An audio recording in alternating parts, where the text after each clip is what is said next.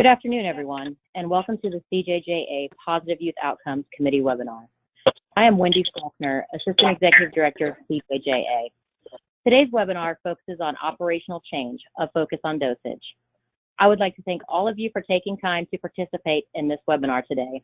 And special thanks to Peter Forbes, Commissioner, Massachusetts Department of Youth Services, and Michelle Phillips from the Massachusetts Department of Youth Services, who put a great deal of work into the preparation of this webinar, as well as our presenters for today, who Peter will introduce shortly. For those of you who are new to CJJA, we are a national nonprofit organization formed in 1994 to improve juvenile justice systems, local secure correctional and residential facilities, services, programs, and most importantly, long-term outcomes for youth and their families. At this point, I'm going to ask Charity to provide us with a few technical instructions before we start. Charity? Hello, everyone. If you could please use the audio through your phone using your PIN number, and if you could remain muted. You can use the question box at any time to type any questions during the webinar. We will have a session at the end. The webinar is being recorded. It's the link to audio recording in your PowerPoint presentation will be sent following the webinar. And now I'm going to turn it over to Mr. Forbes. Good afternoon. Thank you, Charity. I just want to give a shout out to CJJA, Mike, Dempsey, Wendy, Charity, and the whole team.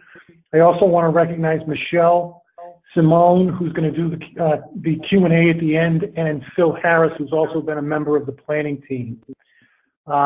Three high-level points I just want to bring to the attention of the audience, and then I'm going to introduce Brett and Mike. One is the use of incentives and in the youth engagement strategy in Utah.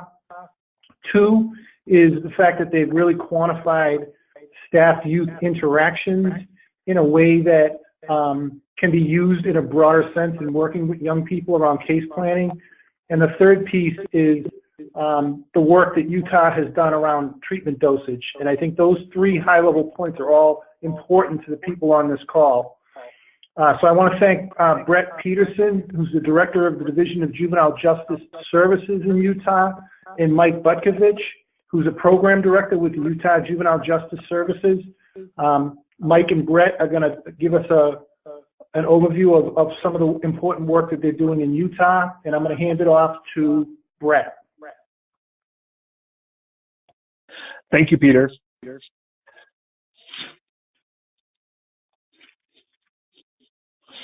All right, so today our learning objective on a high level is to share the theory of constraints applications that we use in Utah in our social services system, to share our design of system subordination to a single goal, in Utah that being the reduction of risk, demonstrate the impact of a consistent focus on dosage, demonstrate and walk through some examples of our behavior management system that does speak to what Peter mentioned, tracking behavior, tracking interaction with youth, and also share with you some successes and failures. So Juvenile Justice Services in Utah, we are housed within the Department of Human Services. Quickly, a little story I want to share relative to me that does link into this presentation. So this building here, this is a hospital that's located in Salt Lake City. It's called LDS Hospital. This hospital, approximately a little over 2 years ago, I was diagnosed with an advanced form of leukemia. And within 24 hours of that diagnosis, I moved into this hospital where I lived for about 4 out of the next 6 months. The reason I share that with you today is from day one, when I walked through those doors, they were very specific. The doctors there, their focus on treating me was dialed in. They knew the exact types of chemotherapy I was going to need to do, the radiation I was going to have to do, when I would need a blood transfusion, all the way down the line. And this was consistent. This was specific. And it gave me an opportunity to live physically.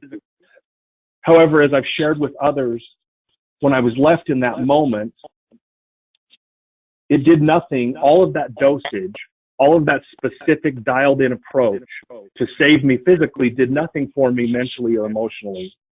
And what made the difference there were people that were willing to show up for me.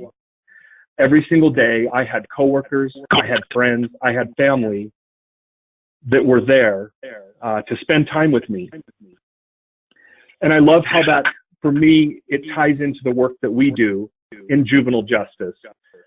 We're going to talk today about some very high-level kind of systematic or operational approaches. Like I said, series of constraints, looking at what are your system needs and how do you subordinate your system operationally and strategically to those needs. But all of that is for nothing if we don't have that commitment to be there for the youth and families that we're asked to serve. And so I think it gives us an opportunity in social services in general, in juvenile justice, to have true breakthroughs, because we're able to combine those two elements, the heart and that commitment to be there for people with these operational systematic improvement efforts.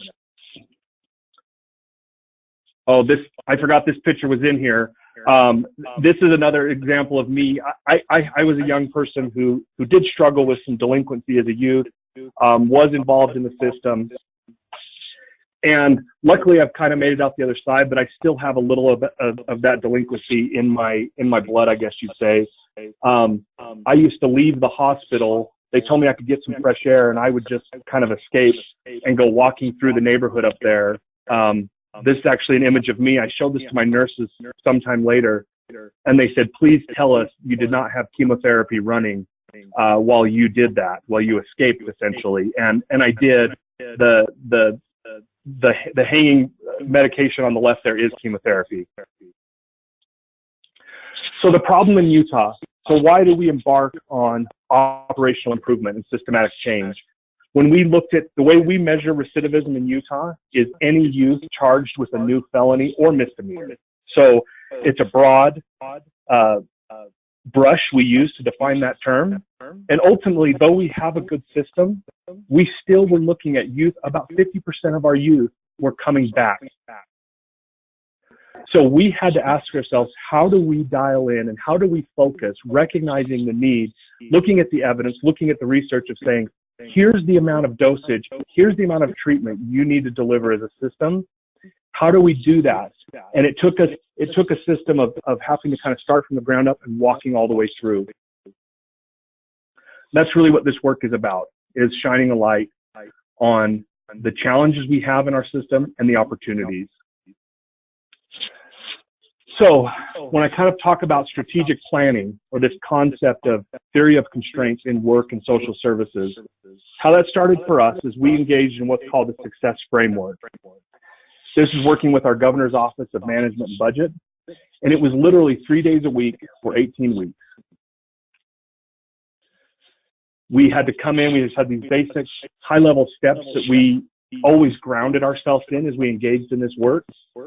Having the right mindset, always having a compelling and measurable goal, managing the system and not its parts, focus on the core problem that is blocking the goal, achieve the goal by managing the flow of work, using the right performance measures, create solutions that meet all stakeholder needs, and change how the work gets done. Our goal ultimately is to promote community safety and prevent delinquency. The target we developed when we looked at this, anyone in these fields, whether it's juvenile system or adult system, knows how challenging the measure of recidivism is. It only tells us so much, and there's many factors to be considered. What we looked at and recognized was what we could potentially impact more significantly was an individual's risk to recidivate. So our ambitious target was, by 2021, was to see a reduction in the risk of recidivism in our an average risk of recidivism in our secure care population. One of the models or theory of constraint principles that we used was what we call FIT. And I hearken back to that example of me going into the hospital. And the notion here is front loading, intensity, time, and type of service. For the right fit, management should ask and answer, 1, does our system subordinate to the needs of the client? 2, do our clients receive the needed services as early and as intensively as needed for the shortest time period? And 3, does our system prioritize resources at the front end? So this concept of fit in JJS in Utah, first, we had to front load. So when a youth comes in, day one, ensuring that they first of all have the same case manager that they're going to have from day one all the way through, developing a simplified plan of success. The intensity. So for us, looking at our average length of stay and looking what the research showed us relating to the right amount of dosage to truly affect a person's recidivism rate, we honed in on 12.5 hours of dosage per week. The time, the duration. So this is 200 hours for 6 months with an additional 50 for those as they transition out. And then the type. So for us, it's made up of a few things, but our core, when looking at our dosage, our treatment approach, is dialectical behavioral therapy. The things we have focused on are our youth successes, strengthening families, and generating staff capacity.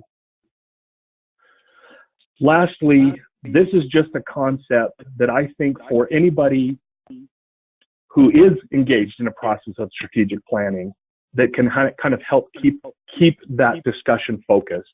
This is an example from, this was in World War II, our Army Air Corps in Europe was losing a massive amount of planes and their crews. So they brought in their best engineers and they said, okay, we need to take these planes that are coming back and we need to do this bullet hole analysis. We need to see where are these, do we need to up armor these planes? They came with this analysis, and this kind of demonstrates the different bullet hole patterns, and they went to their top engineer, their top mind, and he quickly stopped them and says, you know what, I don't care about the bullet holes in the planes that are making it back. I need to see the bullet holes in the planes that didn't make it back, that are lying in the bottom of the English Channel. That's what I need to see. And as when we look at our systems and we look at system change, we have to know and ask and question, where are the real bullet holes, the ones that are actually making a difference or harm? Let's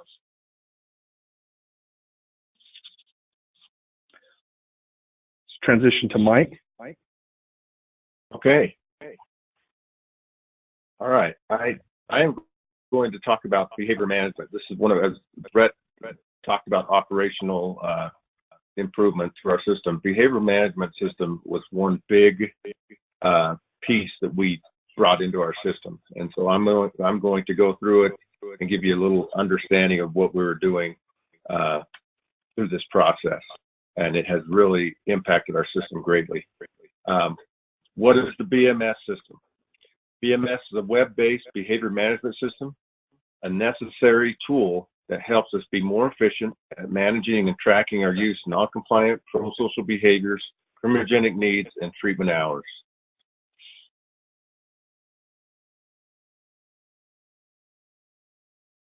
The behavior management system is a tool used to gather on a daily information related to the youth's DBT, dosage completion, as well as pro-social and non-compliant behaviors. It gives staff tangible information that helps them drive weekly scores and a framework for youth parole authority and YPA reports. BMS data can be used for successful completion and ultimately correlates with the reduction of the risk for each youth. The BMS provides information to administration to help better understand the working relationship between individual staff, youth, throughout the treatment process. In summary, the BMS system's data helps drive decision making.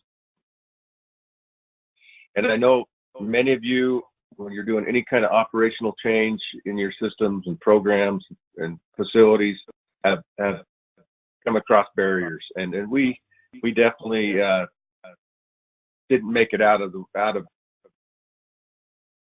crossing any barriers. And these are just some of the top ones that we ran into. Buy-in from staff, communication.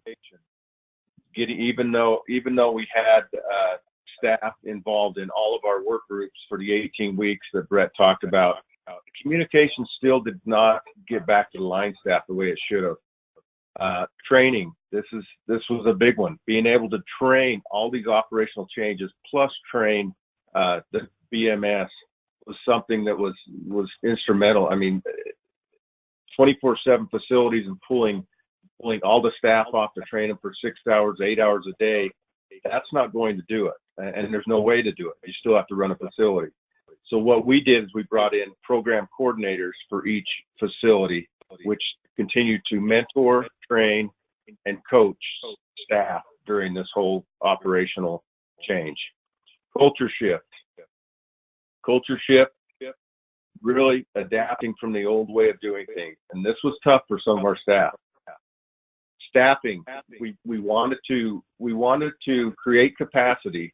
We were originally 1-to-8 ratio. We went to a 1-to-5 ratio, which created some barriers because we were having a tough time finding qualified employees to hire. And this slide here, I wanted to start off with the non-compliant BMS behavior matrix. And this shows the non-compliant low, non-compliant medium, non-compliant high, and non-compliant very high. And then as you'll see, it talks about the different non-compliant behaviors underneath each one of those. For example, low, boundaries, contraband, not allowed in secure care or room, disrespecting others, disruptive in group, door left open, dress code, and so on. This non-compliant behavior matrix also has a non-compliant response matrix that goes along with it. The reason we did this goes back to training. We did not have the fidelity across all the secure facilities, and our staff didn't understand exactly what a non-compliant behavior looked like. But we wanted to do anything we could to make them understand and the youth understand what does a non-compliant behavior look like and what is going to be a response for that low, medium, or high or very high behavior. Pro-social BMS behavior matrix. This is no different than the non-compliant, except it's on pro-social. Achievement of task or goal, attitude, motivation, general compliance, life and coping skills. And as you see, we go down, achievement of task or goal, completed an action step, completed goal and case plan, completed homework, use of pro-social skill, use of change, of talk. So these, and then you see these are all labeled medium or high as well. And then there's a pro-social response that goes with this that helps staff be able to deliver the responses to the youth. Each one of these matrices are in all of our units across the state, and it's helped out tremendously by having these. Even though all this information is in our behavior management system, by just generating these matrices has really created the fidelity across the state. This slide you're seeing here is the non-compliance behaviors compared to pro-social behaviors by month. And this is on one youth. So you'll see look at November, for example. You got 463 pro-social behaviors compared to 27 non-compliant behaviors. And that's great. The month before, we had 82 non-compliant behaviors. So this is one way we can look at non-compliant behaviors compared to pro-social behaviors, and I'll show you some more as we go on here. This is end of shift report. This is the key change to buy-in. This really helped our buy-in with staff. Our facilities were typing in a lot of information at the end of the shift. They were in a rush to get out, get home, and they still had to do their end of shift logs. Well, this piece right here created a lot of buy-in because this end of shift log was crucial in gathering a ton of data in a short amount of time, and it was very effective to help the staff to gain that buy-in. As you go through, you see the units at the top left, Delta unit, you see the date, you see the shift, which we put AM or PM, and then we go down and we put a name of the youth, and then we select the event, which is very important. Staff need to put an event in for every time they complete an end of shift report. They may put several events in, and then the comments. For example, a phone call they may check, and the phone call went to the youth. Youth had a bad phone call. It came from mom. The girlfriend was leaving to go out of town and said, I'm not going to be coming back, and I don't want to be your girlfriend anymore. Well, the youth ended up having a lot of non-compliant behaviors, or several non-compliant behaviors that day, maybe got in fights.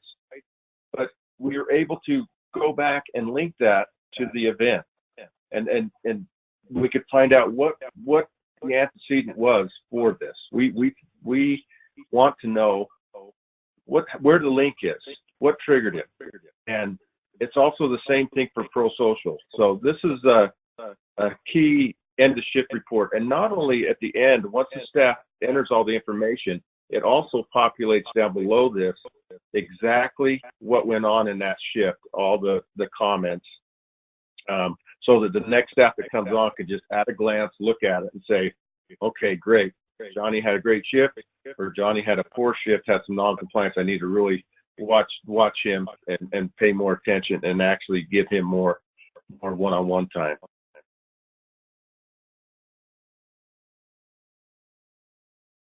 Okay, this is just a slide, non-compliant behaviors compared to events that we just talked about.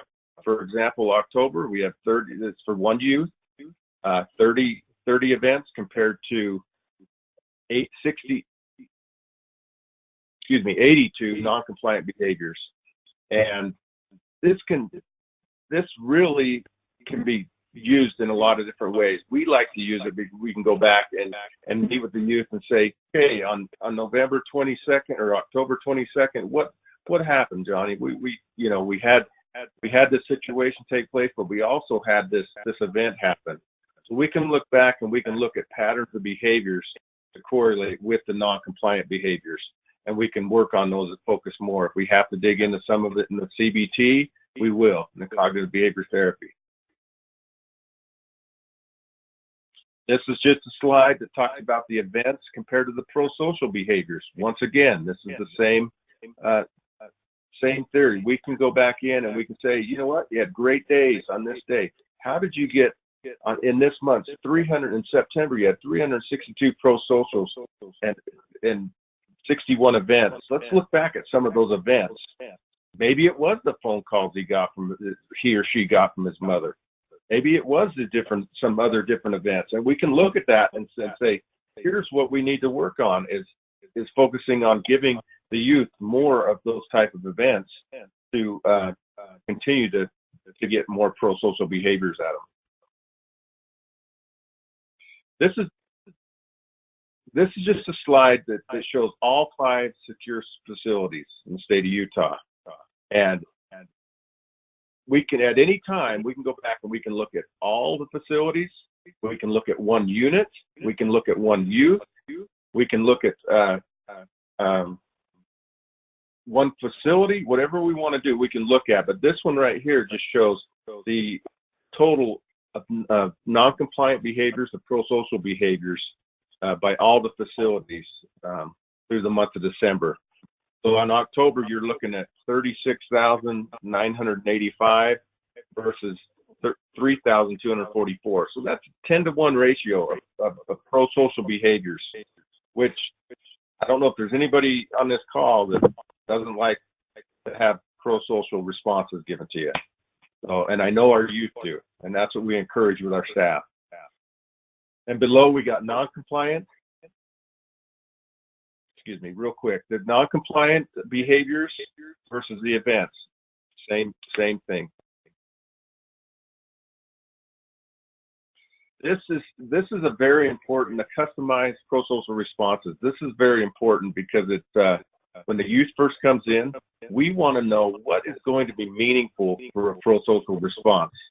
Something that's meaningful to me might be different than what's meaningful to the next person. And we take into consideration what is going to be meaningful to these youth. What do they want? When they get pro-social, a lot of these youth want verbal recognition, simple verbal recognition that, hey, you did a great job. But this is meaningful. It also goes through, this is just a snapshot on low and medium. It also goes through high and very high as well. And then at the top, you'll see we got the priority risk items, the dynamic risk items that the youth is working on. And this slide right here is top 10 pro-social responses. And as you can see, the top response is verbal recognition. Youth love verbal recognition. And next is written recognition, positive gesture from staff. You can also change the slide to view raw numbers if you want to. And you can also, when you look at these slides, you can do it just on one individual. You can do it on a whole facility. You can do it on one unit, or you can do it on all the units. So we use it because we put these pie charts together for family team meetings if it's just one youth, or if it's going before the YPA or Youth Parole Board, we'll do a individual graph as well and get that to the board so they can see exactly what percentage are in the non-compliant and the pro-social behaviors.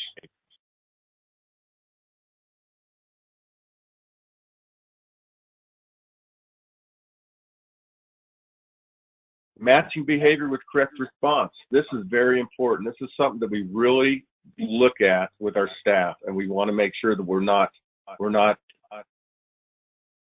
out of ratio. I mean, you look at the top here, the staff, and then you look at the match response. This staff had 99.65% match response, which is excellent.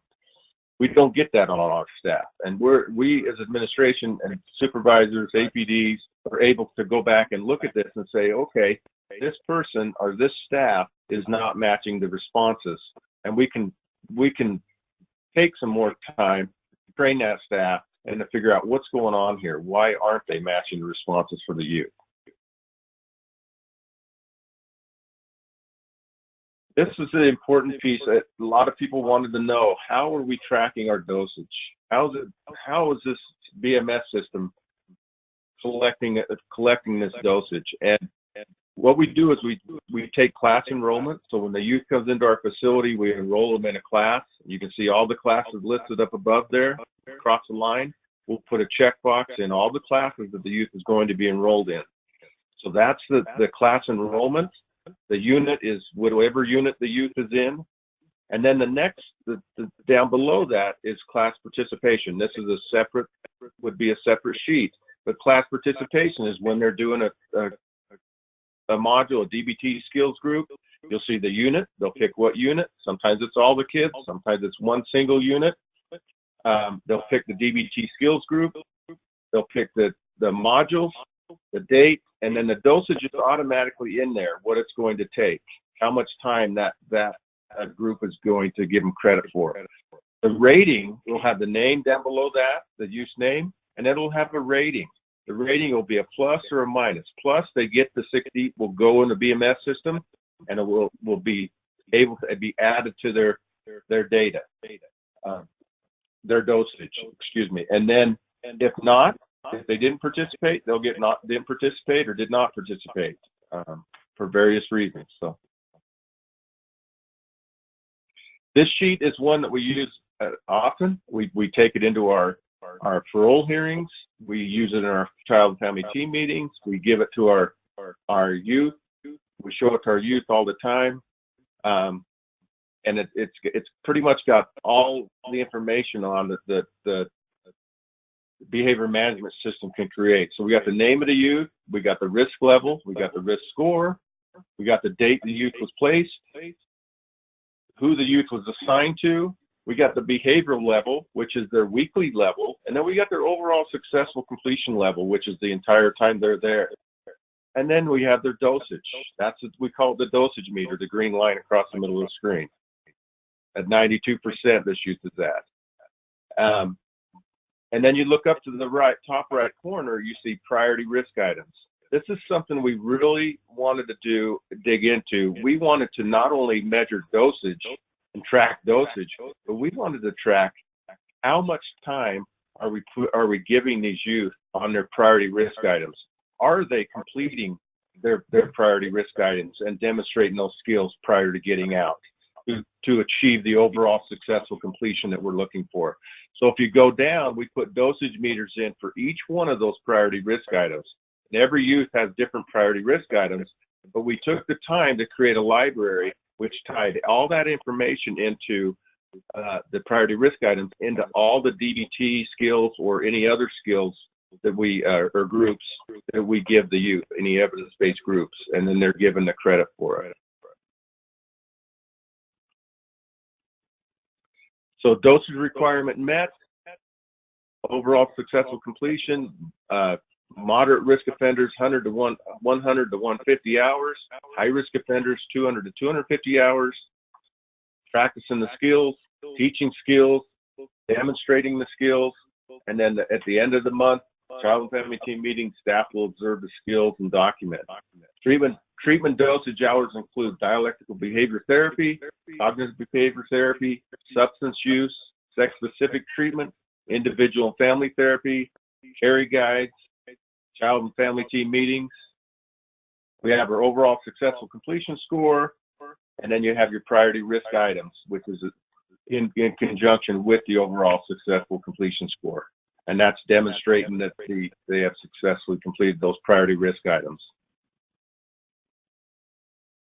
Dosage requirement met through the BMS, overall successful completion score through the BMS, priority risk item scores, goes into the YPA report, and the youth is eligible for parole at that time if they've met those requirements.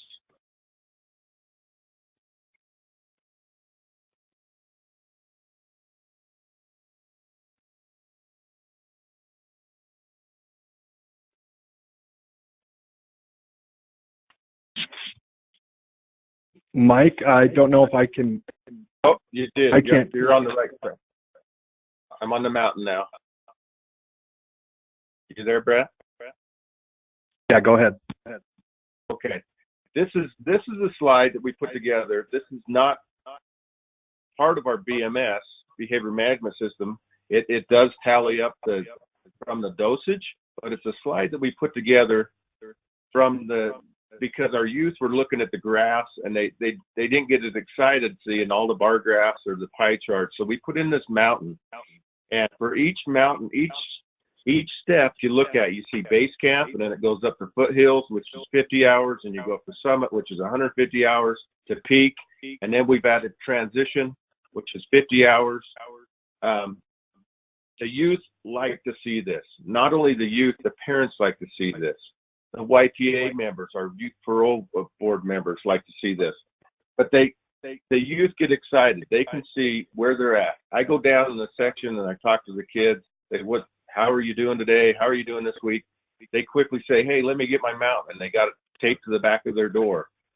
Look at this, Mike. This is where I'm at. I'm almost to summit, or I'm almost to peak. And they're excited. And then you look in the middle, you'll see that carabiner there. That's an accomplishment. That means that they successfully completed that priority risk factor, which is item 64, drugs and alcohol.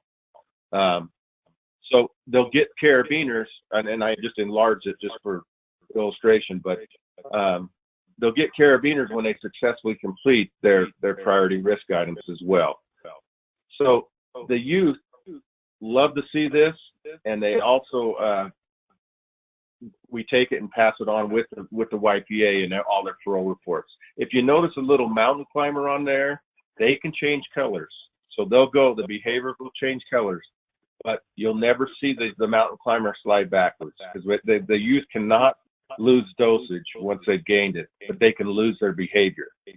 So they have to maintain a level 3 or 4 if they're going to get out successfully for 30 days.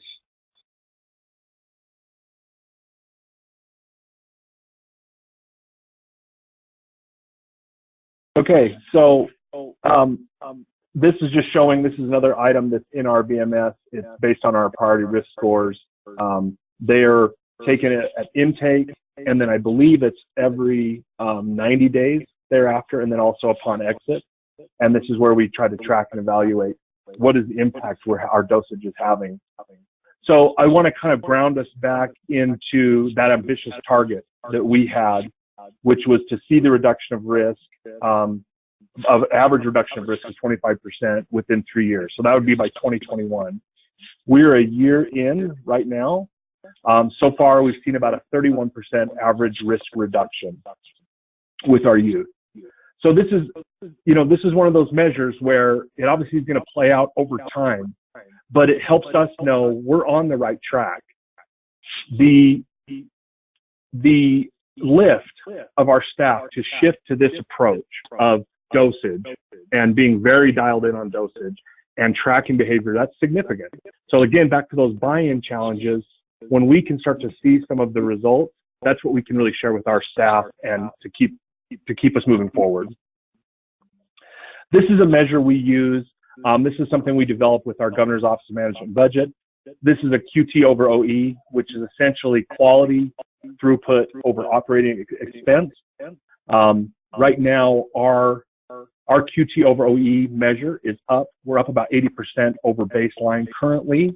This is just a snapshot to try to, really we use this with our legislative partners to try to demonstrate. I actually have our appropriations committee hearing tomorrow, trying to demonstrate our value of showing that, look, here is what we're doing in a quantifiable way.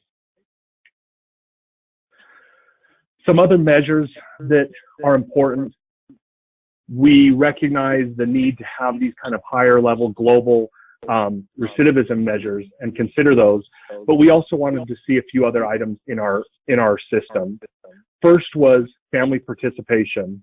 So far our families, and this is over the last year, families are reporting a 26% increase in satisfaction. Transportation hours.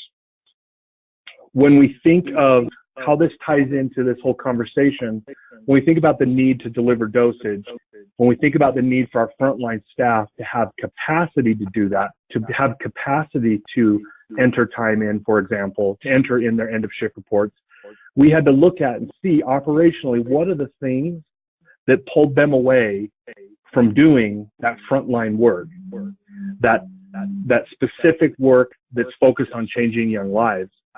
And an example is transportation.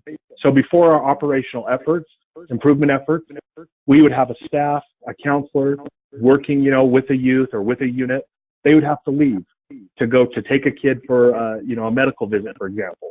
So we developed dedicated transportation teams, and we've been able to convert over 1,100 hours through those teams, which is equivalent to them now being able to do that kind of frontline work. The next measure is significant.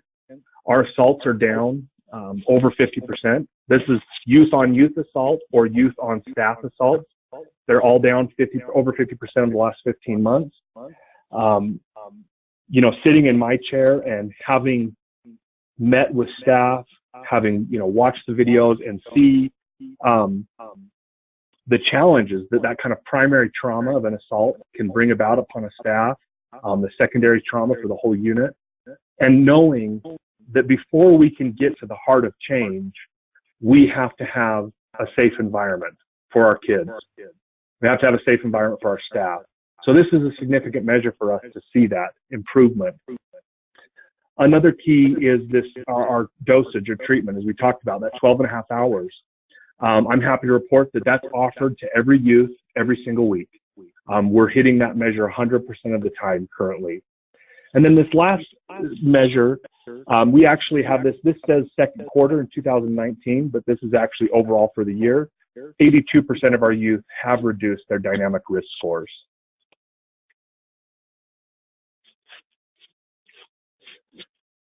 This is kind of a summary of our system as we kind of walk through the phases.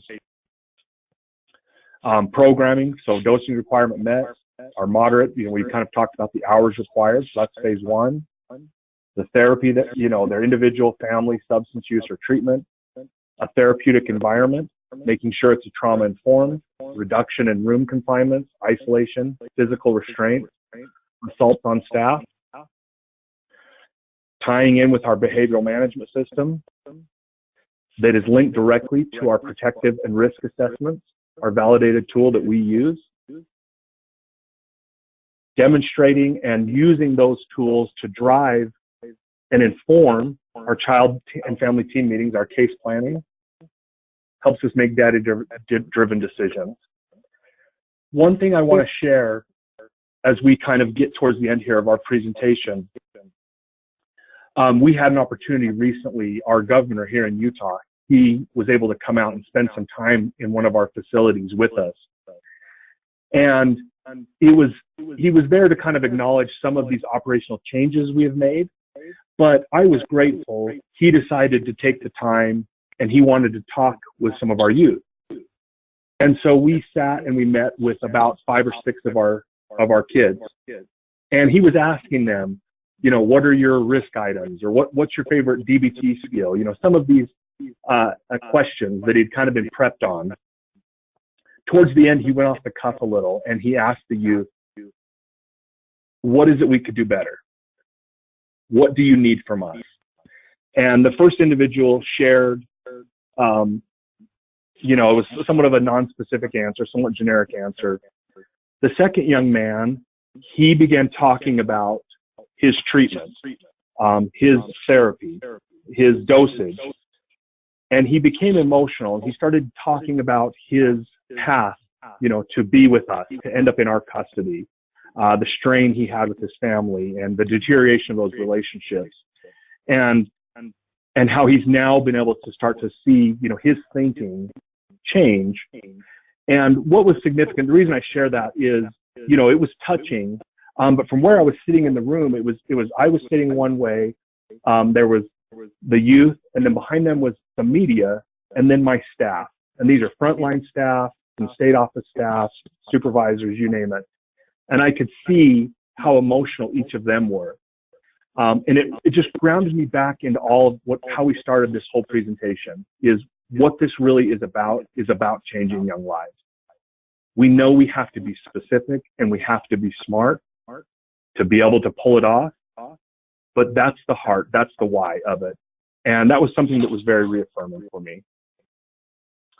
So thank you for your time today. And with that, we will turn it over for questions. Well, Brett and Mike, thank you so much for your time today, sharing information about the program there in Utah. And there are a few questions that have come in, so I'll share some of those with you. And you know, either one of you can jump in on the Q&A.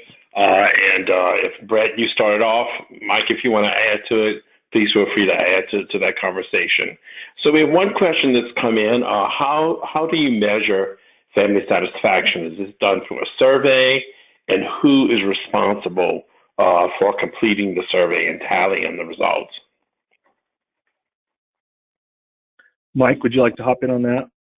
Yeah, we do. We conduct quality service reviews. Is something that we conduct on a quarterly basis with our secure care families, our community-based families, and it is very thorough on going into detail and finding out, you know, are they happy with everything that's going on in the system?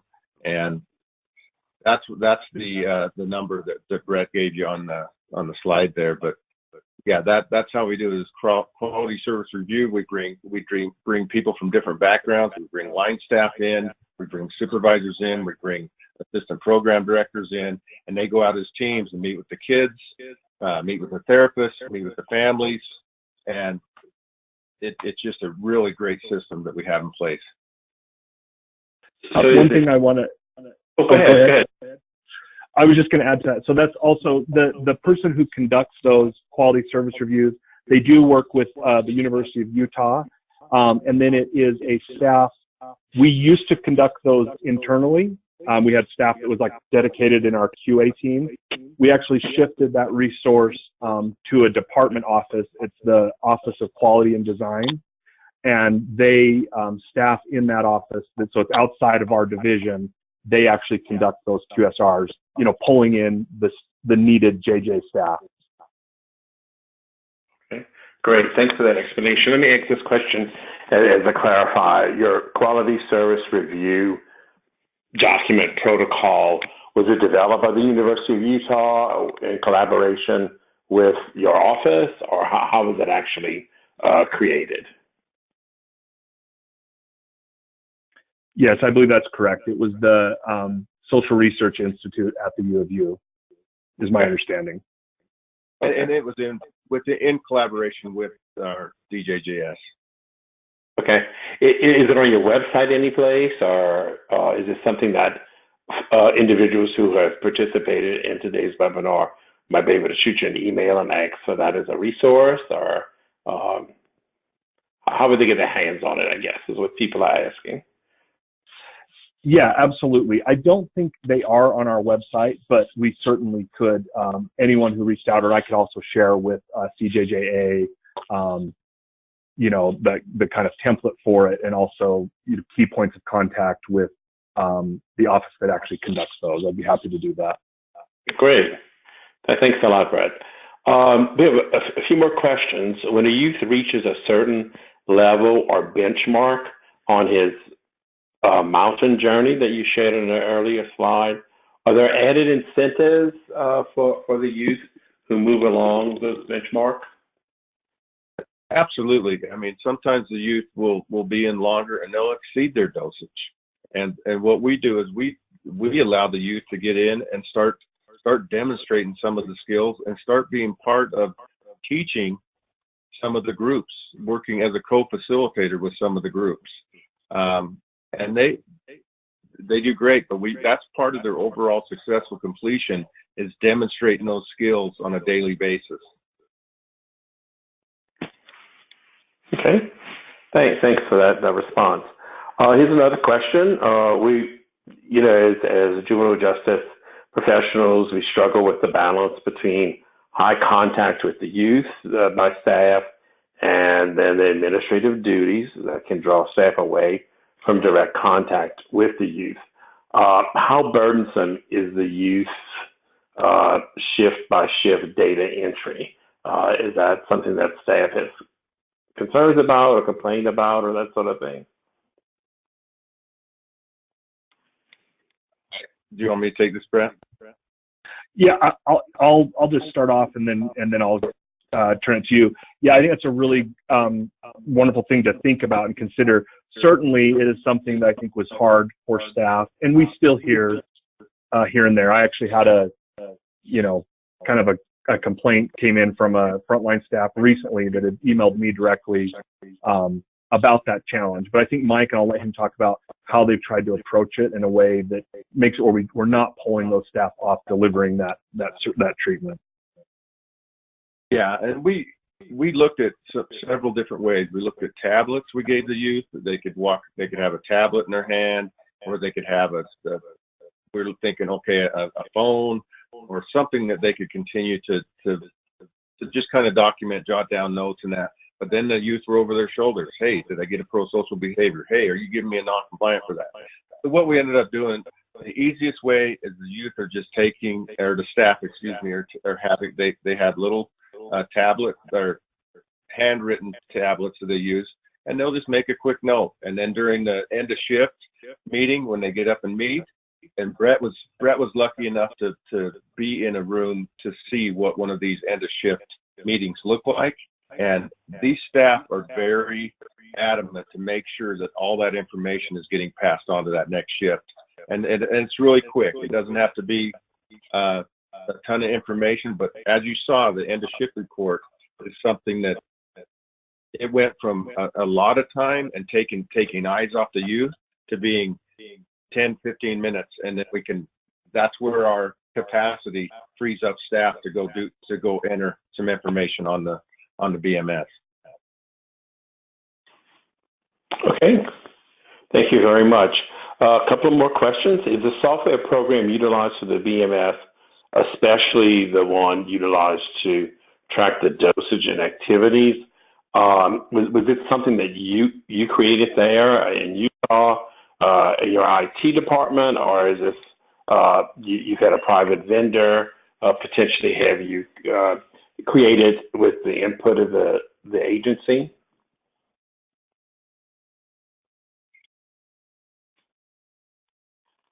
So we actually contracted with the Carey Group, and it was I think it was a probation or parole kind of case management tool, and purchased that kind of off-the-shelf version, and then working with our internal IT and working with the care group, developed it to where it's at today.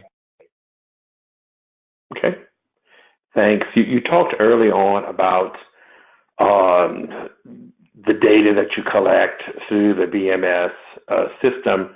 It really helps drive some decision making for the organization as well as the facility. Can you give the participants maybe an example or two of how Utah has utilized this data in order to maybe change policy, practice, the approach in working with the youth that are in your care? I think that, and I'm very hopeful for over the next year, like when you really get to policy, being able to drive policy based on this.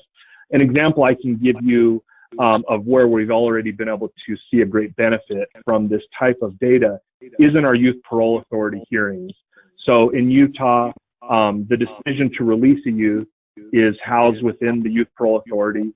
They're governor appointees, the members of the board, and while they're all very, committed and well-intentioned individuals, they often, they don't have the same backgrounds and the same norms as some of our youth.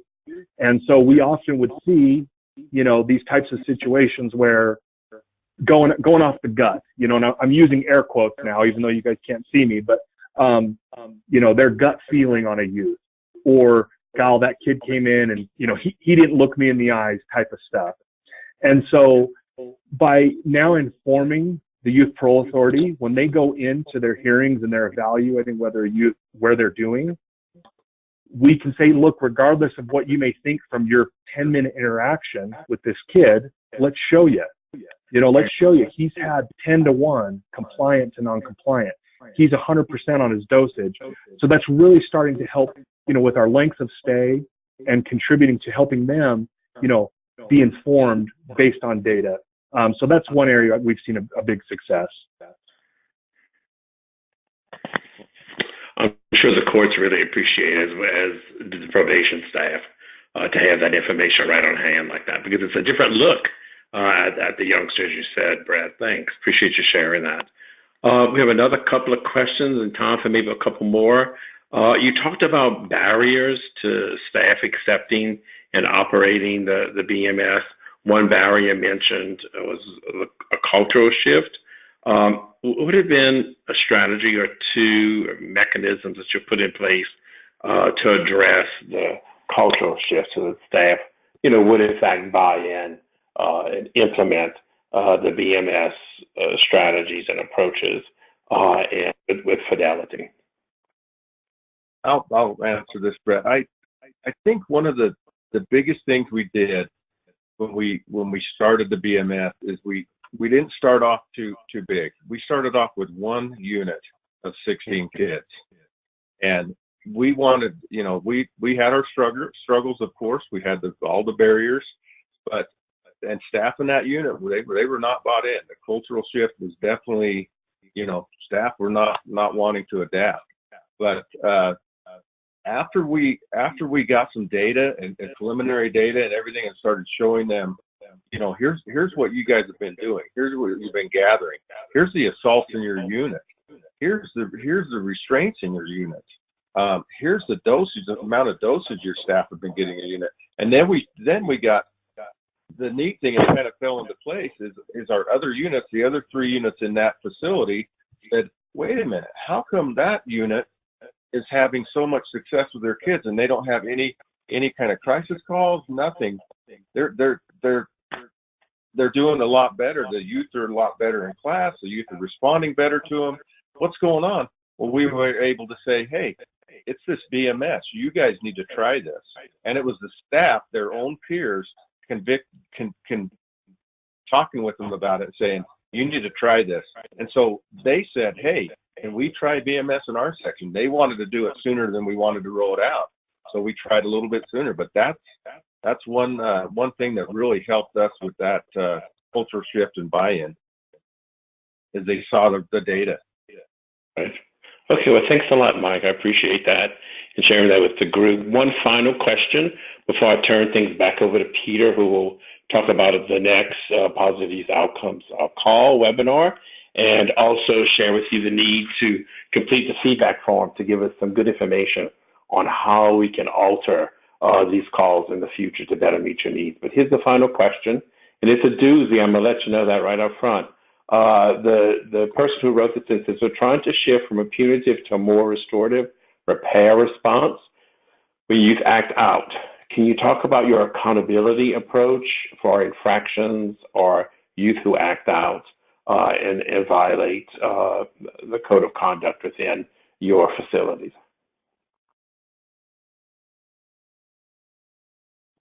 For the non-compliant behaviors, we try, like I showed you the matrix there. We have for all non-compliant behaviors, and we're still adding them. We're still, we don't have every single non-compliant behavior written down. But what we'll do is if we have a non-compliant behavior that rises to the high or very high, we try and have a response that matches that behavior. And then the other thing we are doing, like I said, we're still adding things. We are actually in the process right now of putting together a zero tolerance for fighting in our facility matrix. And that is real close to being finalized. But what we have done is the youth know that if they end up getting in a fight right now the way it is, they would lose their level. They would the possibility of not getting out in the presumptive guideline that they were given, the possibility of charges. So that's just some examples of how we deal with the non-compliant behavior. I think I want to add on to that too. I think one thing that's been very beneficial, and we've been talking to other states. We've had some states who've come here who are, maybe they're trying to move away from more punitive measures like OC spray, for example. Because of this kind of approach where it's, recognition of pro-social positive behaviors and also non-compliant behaviors, but from the very lowest level, kind of walking through, our interventions begin much, much earlier and much more appropriately. So if kids are out playing basketball and one of them starts to get escalated, our staff are better about engaging quickly in a very, appropriate way of going forward and saying, hey, you guys might want to calm down. Let's use one of our skills, that type of a thing. And so they're not rising to the level where they do, like that's why our assaults are down. That's why our incidents are down and our restraints are down overall, because I do think there's that approach, that accountability approach that starts from kind of this lowest level, negative and positive. Okay. Well, Brad and Mike, thank you so much for your time and sharing your expertise and lots of information about your program there in Utah. I'll turn things over to Peter, who will prepare the group for the next PYO call and talk a little bit about the feedback form. Thanks. Yeah, thank you, Simone, for doing that. And Brett and Mike, that was excellent. Really well done. I think it's a very practical presentation for those of us that are interested in that whole piece of the work, which is probably most everybody on the call. So thank you for taking the time. Our next call is going to be Monday, March 2nd, 4 o'clock Eastern Standard Time. We actually have a gentleman named Fabian DeBora who met with us out in Chicago at the Leadership Institute in 2019. And he really talks about youth engagement, using art and music as a strategy to engage young people in the justice system, and the importance of an adult relationship in the positive change process. So I think he was very engaging when we had the opportunity to meet with him, and I think he'll be good on the call next month. So thank you very much, and hope to hear you on the call next month.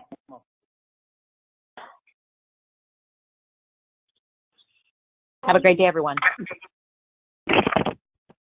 Thank you.